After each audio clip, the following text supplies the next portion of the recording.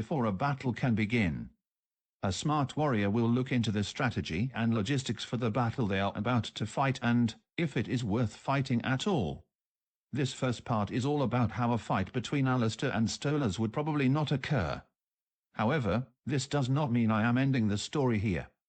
The lore I speak of explains how a fight between Birdman and the Strawberry Pimp might not happen, but it can also explain, later down the line, what could happen if they do in fact fight. Let's begin with understanding the hierarchy of hell. It may help if you study medieval history or, if you don't want to go into crippling student debt for a degree in not getting moneyology, if you have played Crusader Kings 2 or 3. Not the first one. We don't talk about the first one. In Crusader Kings, there are ranks to nobility. The lowest ranks being Mayor, Bishop, and Baron. Also, possibly Castellan. I haven't gotten all too familiar with Crusader Kings 3 yet.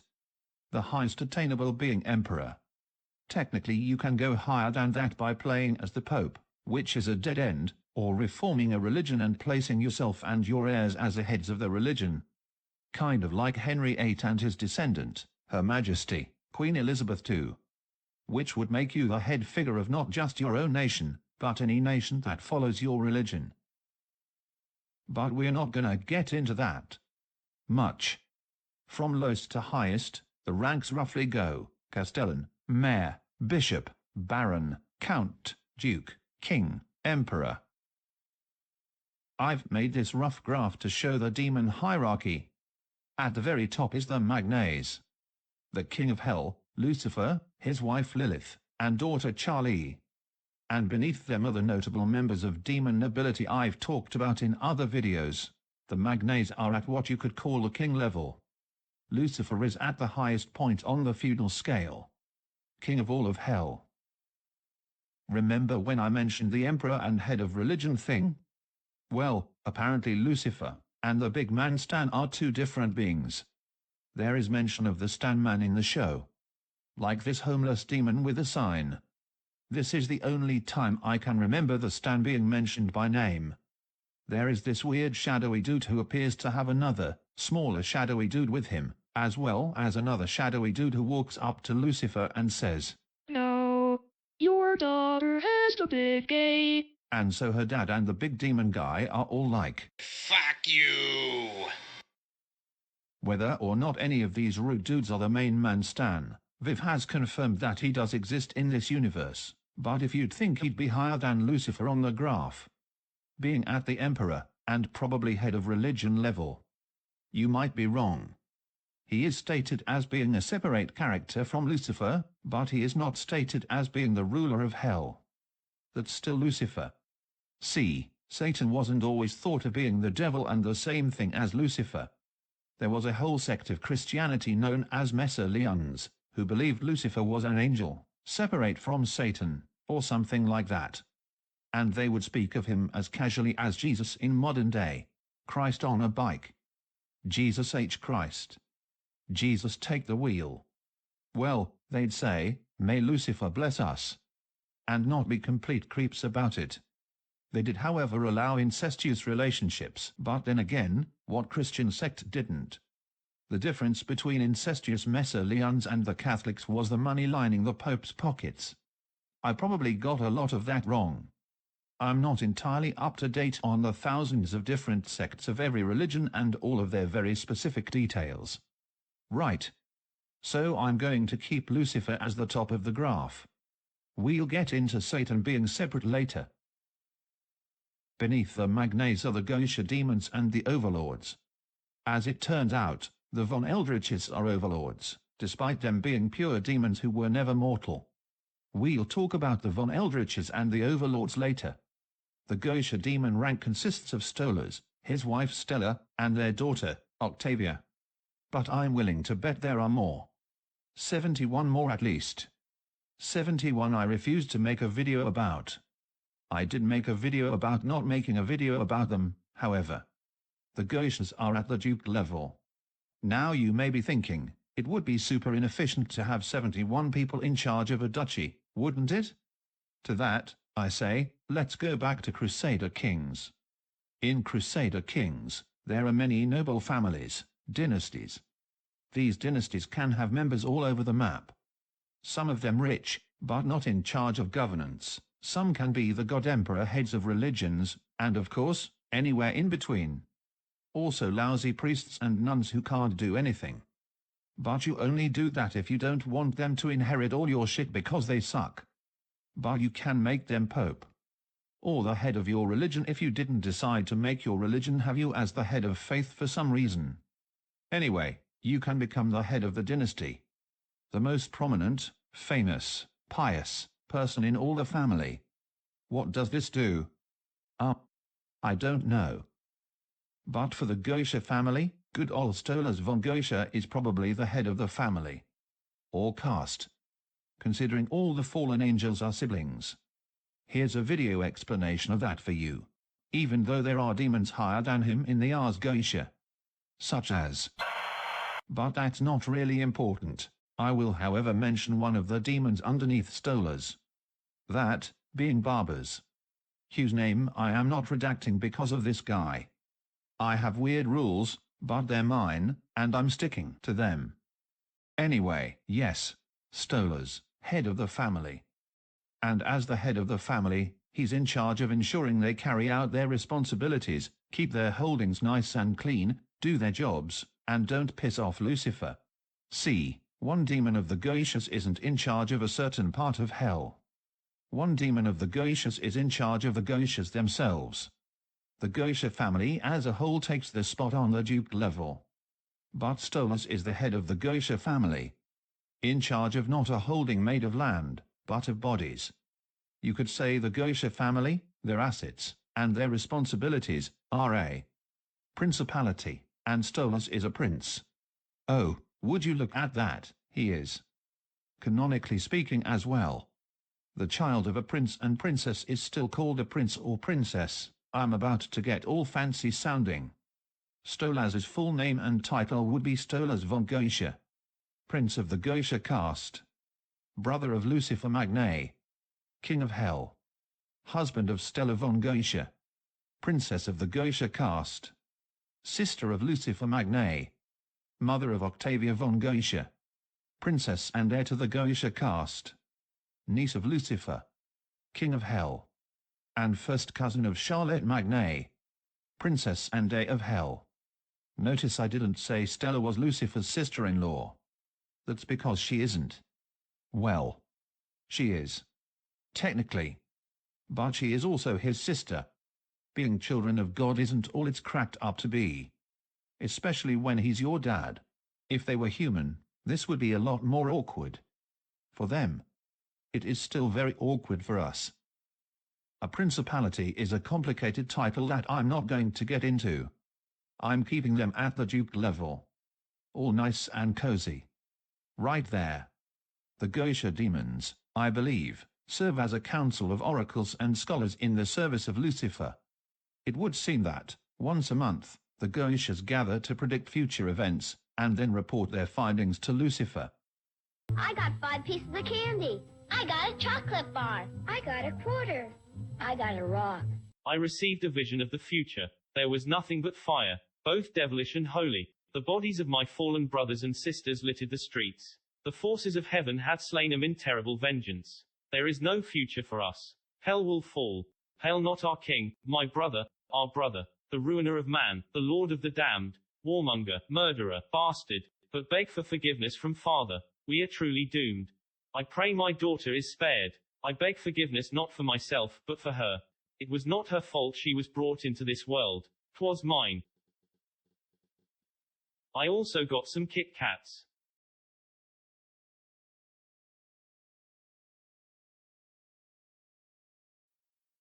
Now, on to the Overlords. So all the known Overlords are the VVV Overlords. That being Vox, Velvet, and Valentino. Rosie. The von Eldritch family. And Alastor. Though he doesn't accept the title. Yet the inhabitants of Hell, and probably Lucifer himself, still consider him one. There are a further 6 other Overlords seen in Vaggy's retelling of Alastor's rampage in Hell. Which brings the total number of Overlords up to 13. How fitting. Now, as far as we know, overlords are only active in the Pride Ring of Hell. The top ring, where Lucifer reigns, the Happy Hotel is located, and where all damned mortal souls go. I'm not sure why they can't go any deeper. Maybe Lucifer had a big argument with his siblings and said, "Fuck you. I'm king. I keep all the damned human souls. Haha." and then that caused an overpopulation problem. And God said, Wow. My kids are fucking stupid. I'ma kill these previously mortal folks and help them out or something. and then he did, and continues to do so every year. Instead of, expanding the Pride Ring of Hell, opening the barriers of Hell's rings to former mortals, creating purgatory instead of watching his granddaughter try to do it at a narcoleptic snail's pace in a single hotel. The overlords are not appointed by Lucifer. Their reign is entirely up to how powerful they are. Kind of like the Uruk hierarchy in Shadow of Mordor and Shadow of War. They're there to keep control of the Pride Ring. They're sort of an oligarchy who all hate each other and want whatever the others have, even if they have to form alliances. In other words, Survivor. Or the way better cartoon parody of Survivor, Total Drama. Or the historical, very real, depressing, eternally combusting garbage fire that was the government of South Vietnam. Lucifer doesn't much give a damn what they do or how they do it or even who the overlords are. Just as long as they keep control of the Pride Ring with an iron fist. Except for Alastor. Lucifer and him seem to have an understanding. As to what Lucifer expects the overlords to do besides keep the entire Pride Ring in a state of chaos and oppression, I have no idea. I can't imagine Valentino sending over a quarterly report to Lucifer. Wait. No, don't do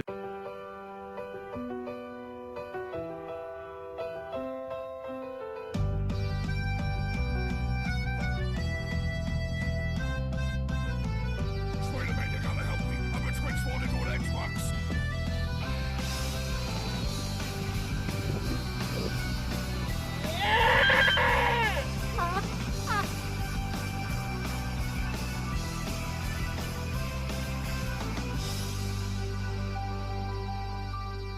I guess they just kill shit and live very prominent, comfortable lives.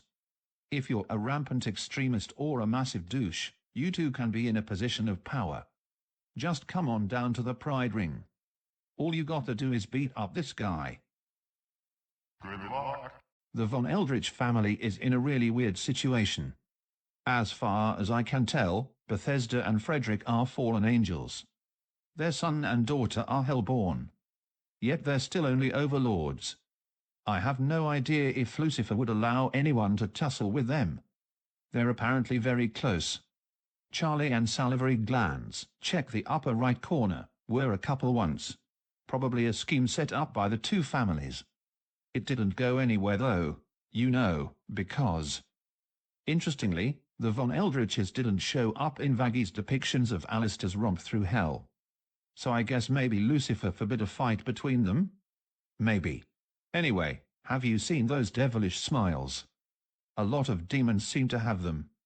It must be a symbol of high society to wear an evil grin. Just don't ask Stolas to do it because... well, yes. That.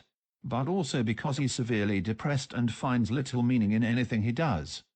His existence is pain and happiness is an ever-diminishing emotion for him. To hold a grin for any reason is just too much. A lewd smirk, a tiny smile equivalent to the most joy he can hope to feel considering the approaching end of all things and deaths of billions. Those, perhaps. But not a creepy grin out of happiness or deep-seated evil. He just doesn't have it in him. The only things that keep Stolas going is making Octavia happy. How wholesome. And hanging out with Blitzo. Also wholesome. Also banging Blitzo. Not so wholesome. There are other demons that have yet to be categorized. Such as Mammon. The owner of Lululand and possible ruler of the Ring of Greed. It's possible he's a part of the Goetia family. But seeing as how he's not in the Ars Goetia, it's not likely. Future Zell here. He's not. He is stated as being the embodiment of greed by a 16th century bishop from modern-day Rhineland-Palatinate, Germany named Peter Binsfeld. So, head of the Binsfield family. Sounds lame. Remember when I talked about Lucifer and Satan being separate characters? Funny enough, Peter Binsfield separated Lucifer and Satan. And he was a Catholic. He said Lucifer was the embodiment of pride and Satan was the embodiment of wrath. Something that may give away the nature of Satan is the fact that Lucifer can play a lot of instruments very well, but apparently, there is an instrument he is quite bad at. Viv never said what it was. But I think I may have some ideas as to just what that instrument is. He also apparently loves caramel apples. So while I was looking around the Hasbin wiki, I found out the group Mammon belongs to is called the 7 Deadly Sins. 1 demon for each sin. Hey. Wait a minute. Don't we know someone who did the same thing? Oh look. It's our good friend, Peter Binsfield. So holy shit. There is a Binsfield family. Yo, Mammon von Binsfield. You suck.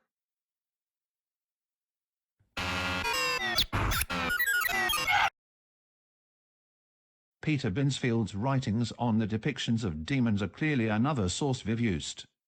There's a lot of other sources Viv could pull demons from. Like this book. Funny enough, written by someone named Alastor. Coincidence? I think not! But what does any of this have to do with Dear Boy throwing down with Bird Daddy? Well, I ask you this. Put yourself in Lucifer's shoes. You've established a grand and mighty kingdom within your eternal prison like some sort of Central American drug cartel boss. Your 30 bajillion brothers and sisters are all in positions of power. You're partying like King Louis Capet and the gang, except you aren't being decapitated by your angry populace. So you're partying harder. Things are good. You've got everything neatly organized. The best people for the job are in the jobs they're best at. Suddenly this cannibal deer man with evil voodoo powers shows up. He beat the crap out of every single one of your strongest allies with ease. Nice. You think? He should become an overlord. It should be fine as long as he doesn't upset the precarious balance of power I've set up. And then he walks up and slaps your brother in the face. Upsetting the precarious balance of power you've set up. Are you gonna let some former stinky, fleshy, human-turned-powerful, classy, dear man voodoo thing place himself amongst the noble-blooded, heaven-born, fallen angels? If you said yes. Why are you gay? Because you would go crazy effing hick on him. Yeah, which one of y'all lactating crap sissies Slapped. my cousin? Except it's your brother. You're not Alabama or Habsburg level inbred, you're worse. I'd like to introduce you to your cousin, and now, your future husband. Ew, he looks inbred. Mary! We're all inbred.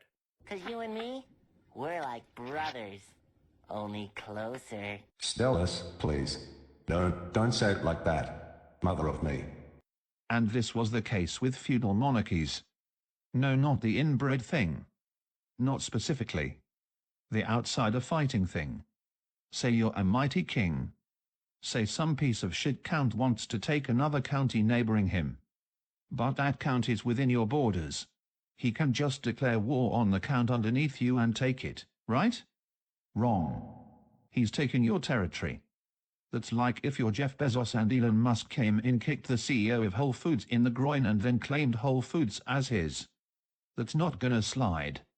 You're their powerful, almighty king, and you're not gonna let some punk take your vassal without you getting involved. John's getting upset! And that's what Alastor would have to deal with if he tried to take Stola's place. An attack on one member of the nation is an attack on all of it. But you may ask, but Alastor is also technically a vassal of Lucifer. Does that make a difference? Yes. It normally does. Lots of kings and emperors had this problem back in the day. Their vassals would fight amongst themselves, attain massive amounts of power, money, and land, and then overthrow them. For a while, this was just something that rulers had to put up with. Luckily, this isn't the 11th century. This is the 21st century. Furthermore, This is hell. the age of absolutism has come and gone. All that's left of feudalism is now in federalism.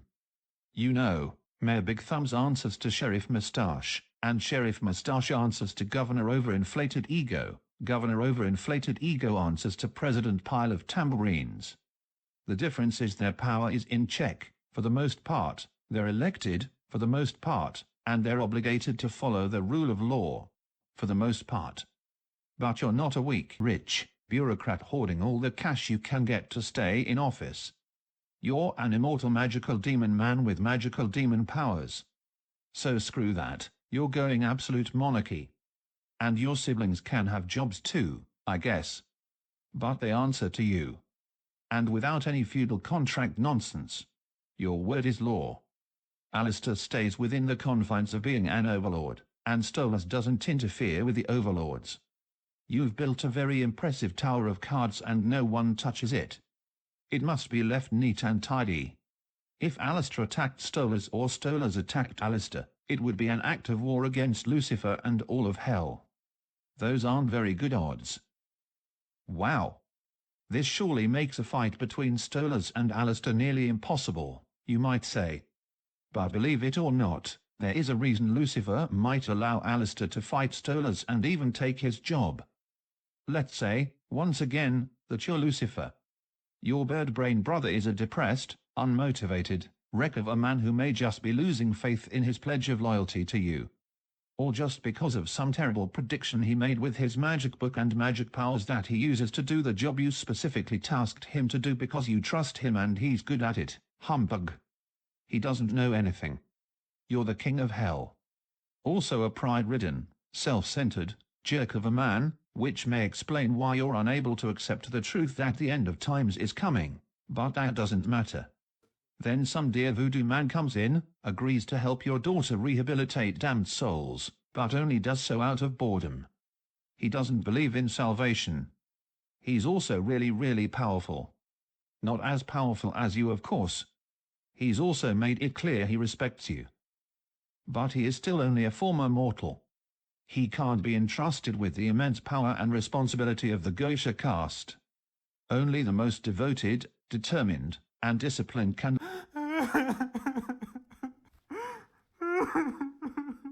Dear man, it is.